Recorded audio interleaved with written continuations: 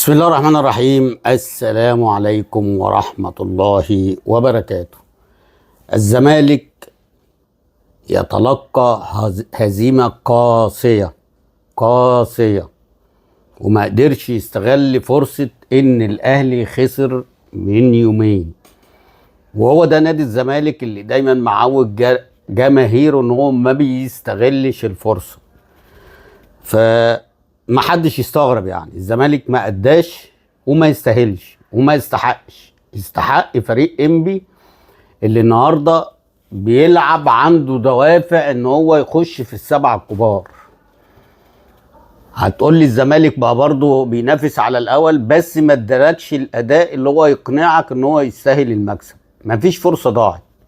هتقولي لي بتاعت بيزيرا، الراجل واخدها من نص الملعب بمجهود فردي، في واحد بيجري وراه، واحد قدامه، واحد بيعمل تاكلين بيصد الكوره، يعني حتى لو الكوره عدت ممكن كانت تيجي في رجل الجول. فهي دي الفرصه الوحيده اللي ممكن تقول ان هي فرصه، ولكن هي مش فرصه، ده هي كوره بمجهود فردي من بعد نص الملعب.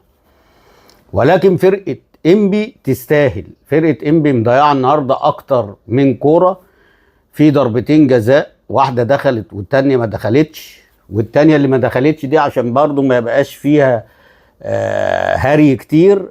ارجعوا من سنتين ماتش الزمالك والمصري، كرة زيزو اللي شاطها وجت عدت الخط وجت وما اتحسبتش، دي بقى نزلت على الخط ما دخلتش بكامل محيطها. ولكن طبعا هاري اللي جان وهيقول لك ضربة جزاء ودخل الجون وكل الفيلم ده. نرجع للمباراة. خلص الشوط الاولاني 1-0 وانبي مضيع وكمان مضيع ضربة جزاء. نزل الشوط الثاني، طبعا هو ضربة الجزاء الثانية محمد السيد. انت يا محمد السيد بتعمل ايه؟ انت مش شايف اصلا وانت في نص الملعب في كورتين عايز تتفلسف فيها بتتقطع، فانت لما بتروح في ال18 وبتعمل التغطية والكرة بتجيلك فانت عايز ترقص تتقطع منك، الراجل يخش تسيبه. انت ليه بقى بغش؟ عارفين ان انت لعيب صغير والحماس ومش عارف ايه، بس في حاجات معينة لازم تبقى انت عارف ان دي المنطقة الخطرة اللي هي ممكن تخسر فريقك. فانت بغش غير طبيعي قمت جاي عامل تاكلين واخد رجل الراجل الاتنين اللي اسمه حتحوت، وهي ضربة جزاء صحيحة، واخد بالك؟ وبيتشوطها الراجل بتضيع في العارضه وما بتخشش، ما بتعديش الخط وبتضيع على كده، يقوم معتمد. وده برضو من الحاجات اللي انا الوم عليها معتمد، اصبر عليه، ماشي مش شايف طلع نص الماء، اقول له اطلع نص ما ترجعش تدافع، لان مهما كان هيجري احسن من ناس كانت في الملعب مش قادره تشيل رجليها. دي غلطه. تاني غلطه ان فوجئنا ان انت طلعت احمد ربيع وسبت نص ملعب فاضي. ده هو فرقه انبي احسن حاجه فيها نص ملعبها، ايه العجوز على مش عارف زياد كمال على ما اعرفش في لعيب تاني بيلعب قدامهم بيقدر يتنطط على الكوره كويس، واخد بالك؟ فانت فضيت نص الملعب وسبت الناس اللي هي عماله تلعب الكرات الطويله اللي هي ملهاش لازمه. طب انت لو طلعت احمد ربيع بتفضي نص الملعب ليه؟ ما تسيء، يعني انت طلعت محمد السيد وطلعت احمد وانت ما عندكش حد قاعد بره، وترجع برضه تقول ايه منك لله يا شحاته. يعني في ناس طلع المره اللي فاتت قالت لك ما يستحقش الطرد، وحكام دوليين من ضمنهم الكابتن محمد صلاح عبد الفتاح قال لك ان هو ما اتطردش. بس احنا برضه بنتكلم على ان انت شفت طردك النهارده بوظ نص ملعب نادي الزمالك كله. يعني عدم لعبك النهارده برغم ان انت في ماتشات ما فيش الا ماتش بس بيراميدز اللي كنت هايل فيه، وقبليه وبعديه ما كنتش كويس، ولكن وجودك في نص الملعب بيفرق، لان دي حتتك دي على الاقل بتعرف تقطع، بتعرف تغطي، بتعرف تمسك كوره، بتعرف تكسب مساحه وتاخد الكوره وتجري بيها، تضرب خط، كل الكلام ده. فانت النهارده سبب من اسباب الخساره انت ومعتمد جمال بصراحه، لان خروج احمد ربيع ده كارثه. ماشي عايز تنزل ادم كايت، انت لازم تبدا بيه من الاول. انت بدات غلط انا شايف، وانا قلت لك الكلام ده. عبد الله السعيد هتقول لي اصل جاب ضربه جزاء في الاخر، ما هو التعادل زي خساره. انا بكلمك على ان انت نازل تكسب، وقلت لك عبد الله السعيد يلعب اخر ربع ساعه اخر تلت ساعه، ما عنديش مشكله. انما من بدايه المباراه لازم تلعب بشكوبانزا ناحيه الليفت مهما كان هو، على الاقل بيحاول بيوقف لك جبهه، يعني حتى لو هو وحش هجوميا بس دفاعيا بيرجع يدافع ويلطش ويخبط ويشاكس هنا ويشاكس هنا، وممكن يجيب لك ضربه جزاء وممكن يجيب لك جون. انما انت بدات غلط، انا ما اعرفش يعني. المهم، فانت السبب، انت في تغييراتك النهارده مش مركز. بدايه المباراه التشكيل سيء للغايه، مهما كان عبد الله السعيد قلت لك ما يبداش، عبد الله ما يبداش، ولكن انت بتعاند. انا مش عارف بتعاند على حساب نفسك. انت لما بتجيد وبتعمل ماتشات كويسه كلنا بنطلع نشيد بيك ونقول وبدا ان هو الوعي يعلى والحساسيه بتجيله كفكر وكاداره وكرؤيه في الملعب وكل الكلام ده. بس لما تبقى وحش هنقول ان انت وحش، مش هنسمع عليك ومش هنرحمك. فاعتقد ان لازمه النهارده بتاعه معتمد هي السبب في ان الزمالك ما يستغلش الفرصه. جت ضربه جزاء، طبعا الشوط الثاني كله كوارث. كوارث ايه؟ كل هجمه مرتده على فريق نادي الزمالك مفروض كانت تخش جون، ولكن دايما من جنب القائم بعيد عن القائم في تسرع، وفي طبعا هم كسبانين فعايزين يحافظوا على المكسب، ففي لهوجه شويه وفي عشوائيه في الاداء. انما هم لو ركزوا كل هجمه كانت تبقى جون، لان كان بيبقى 3 على 4 ولا 5 جايين من انبي يعني.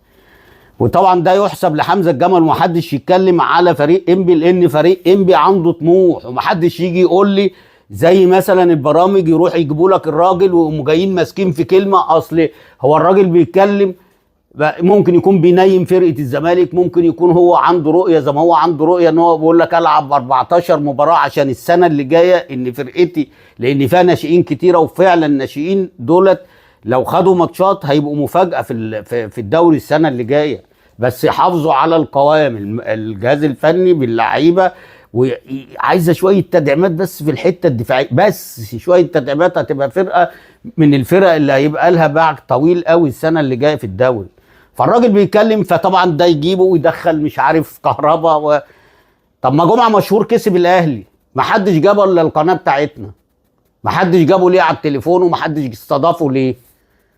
لا، لان كسب الاهلي، ازاي بقى نجيبه؟ انما قبل كده لو هيلاعب الزمالك نستضيف الراجل بتاع سموحه، ونستضيف الراجل بتاع وادي دجله، ونستضيف الراجل مش اي حد هيلاعب. هو ده اعلام يا جدعان؟ ده ما يمنعش ان الزمالك وحش وما يستحقش، بس احنا بنتكلم على كل. زي النهارده مثلا المعلق كل شويه بزيرة مختفي، بزيرة مختفي ايه يا ابني؟ ده هي الخطوره كلها لما بتيجي الكره في رجله، 4 بيلعبوا عليه، لما بيمسكوا كرة 4 بيلعبوا عليه. ما بنسمعش الكلام ده على تريزيجيه ليه؟ ما بنسمعش الكلام ده على زيزو ليه؟ ما بنسمعش الكلام ده على بن رمضان ليه؟ فمش عارف اشمعنى بيزيرة عامل لكم حرقان؟ مش عارف يعني. ما الراجل متراقب من 4 بكوره ومن غير كوره، ورغم كده هو الخطر الوحيد في فرقه نادي الزمالك، والباقي كله ما جاش النهارده. فبرضه زي ما احنا قلنا المعلقين، الاخوه المعلقين مع مش عارف ايه يمجدوا في ناس وعايزين يهمدوا في ناس. لا، الناس بدات تشوف وبدات تعرف ان في ناس بتأدي وناس ما بتأديش.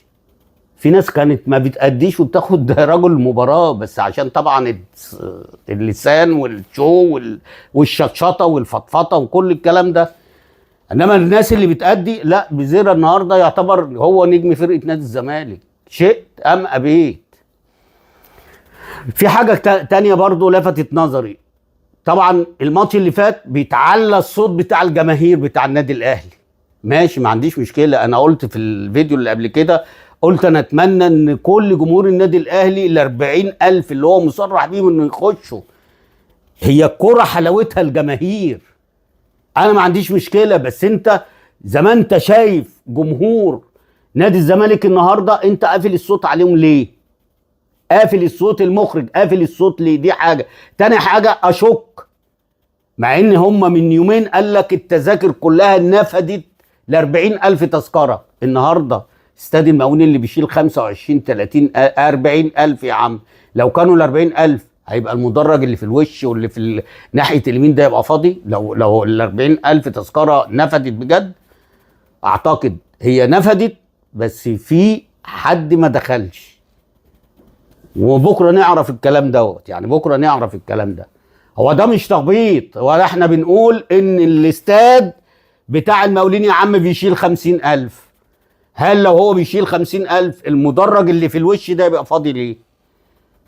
لو هو في فعلا 40,000 تذكرة نفدت واتباعت كان لازم المدرج ده يبقى مليان.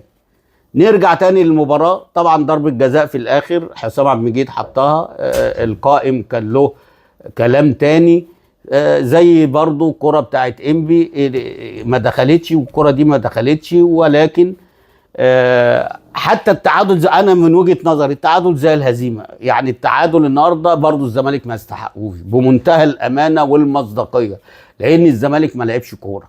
هو الوحيد اللي كان بيلعب هو كان بزيرة والمهدي سليمان، عشان ما نغفلش حقه بصراحة يعني. والباقي كله النهارده كان بيقضي تأدية اللي هو فرقة شركات بتلعب. يعني عايزين لعيبه الزمالك، في لعيبه كده كانت عايزه الماتش يخلص وبيعلقوا الكوره وشكل غير. هتقول لي الملعب وحش، عليا وعليك. خلاص انا ما اعترضتش ليه من الاول. على العموم ان شاء الله باذن الله بقى، سواء في البطوله اللي هي تحديد ال 14 فرقه ما يلعبوش على المقاولين تاني. اذا كنتوا عايزين مستوى خلاص بقى بجد، يعني عشان الملاعب دي بتظلم سواء كلية حربية او المقاولين العرب. ونفس الكلام للفرق اللي هي الصفوة اللي هتلعب على بطولة الدوري اول وتاني وتالت ورابع، برضو ما يلعبوش على الملاعب دي. دي نصيحة للناس اللي هم بينظموا الماتشات وهم بيحطوا الماتشات دي. حاجة تاني، حاجة بكرة القرعة، خلي الذكاء الاصطناعي يبقى عنده ضمير وتبقى قرعة فير عشان نشوف مستوى محترم سواء فوق او تحت. سلام عليكم.